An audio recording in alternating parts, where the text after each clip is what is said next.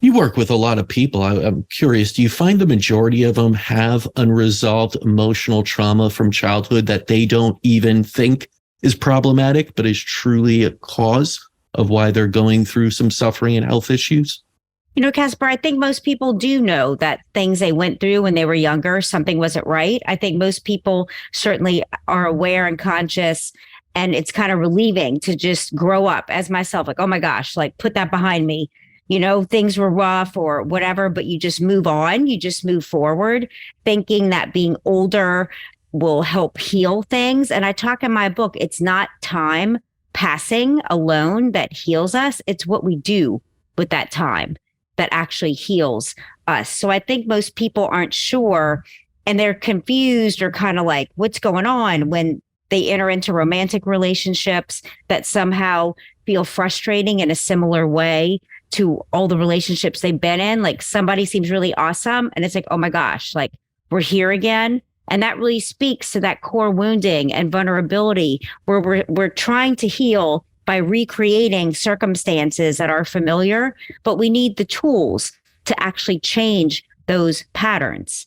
And that's what my book offers you is our tools to change our thought patterns, which create new beliefs. A belief is simply a thought we think repetitively and we pair with emotion, and that becomes the actions we take, our behaviors. That dictates our orbit that I was speaking about, the people, places, and things we habituate. And to really go higher and beyond where we are in the ways we want to, we have to adopt new thoughts, create new beliefs, and start to show up differently.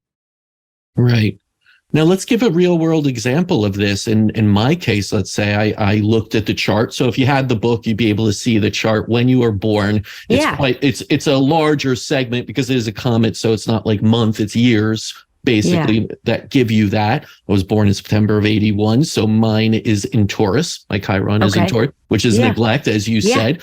So now that I know this, okay, my core wounding is neglect and everything. I have that awareness. Without reading the book too much or giving some insight of what the book will give me. What do I take out of that? What are the takeaways and actions I could use to work on that? And it's, you know, I like how you're saying work on that, because I think, again, that's what we're taught, Casper. We need to work on this. And it's more of like, who, you know, do I need to become to love myself more in this way? How do I become really mindful of not neglecting myself? And for this Chiron in Taurus, it has to do to a connection with your physical body to really be aware of having a loving connection to your own body, not being harsh about your physical appearance, not being judgmental there.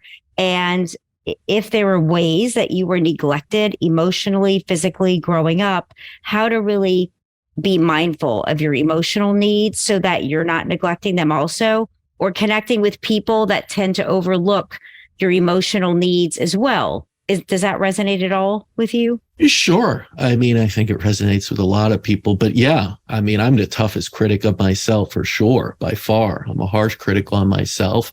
It comes out. So I think there is some of that.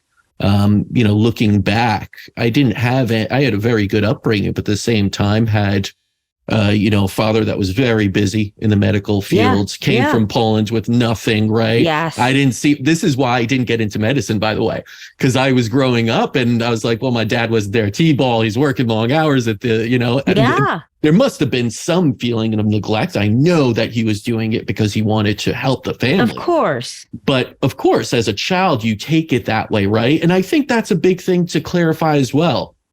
The trauma as a child doesn't need to be a very, very serious type of trauma. Of course, some are sexual abuse and all these other things you could say that are truly traumatic. But as a child, you can take something as a trauma. I could take my father working long hours as traumatic to me because he wasn't at game when other fathers were there.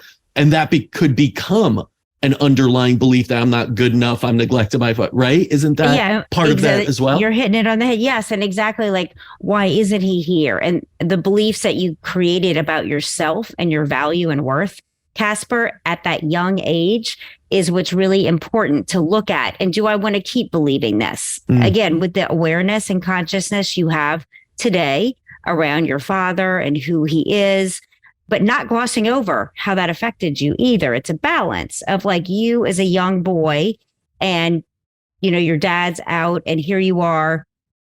And what was that like for him not to be there? And just really be honest and aware that that could have hurt your feelings. That could have been really hard. You could have felt self-conscious because other kids had their dads there, and even buffering, like, you know, how did you handle that? Was that at all part of it? You know, seeing other kids' dads there and yours isn't. And what does that mean about me? Right. And exploring that.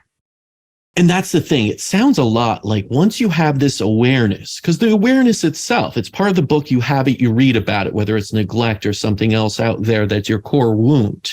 Then you need to sit with it and kind of be introspective, right? Ask yourself those questions.